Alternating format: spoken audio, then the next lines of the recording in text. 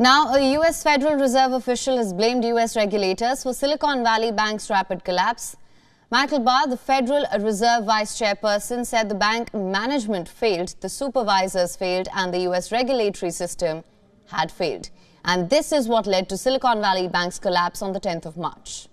I think that anytime you have a bank failure like this, bank management clearly failed, supervisors failed, and our regulatory system failed.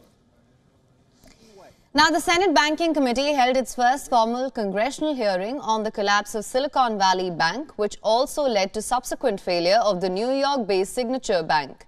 These are considered the second and third largest bank failures in U.S. history after 2008.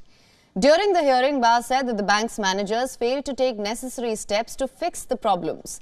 He said that SVB had inadequate risk management and internal controls that barely kept pace with the bank's growth. I'll start where you did, which is this is a textbook case of bank mismanagement. The risks the bank faced, interest rate risk and liquidity risk, those are bread and butter banking issues. The firm was quite aware of those issues. They had been told by regulators. Investors were talking about problems with interest rate and liquidity risk.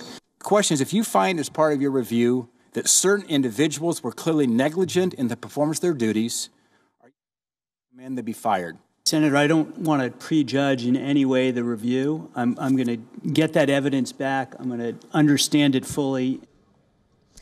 Earlier this week, U.S. senators had accused regulators of failing to do enough to prevent Silicon Valley Bank's fall, despite knowing it was overexposed to the risk of rising interest rates.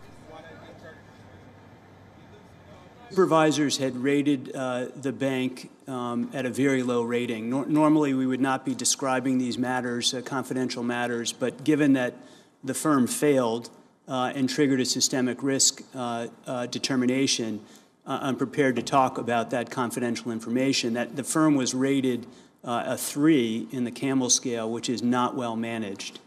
And at the holding company level, it was rated deficient, which is also clearly not well managed.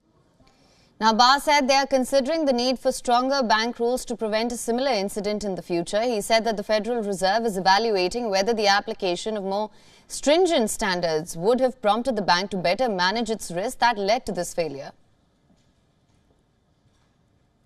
WION is now available in your country. Download the app now. Get all the news on the move.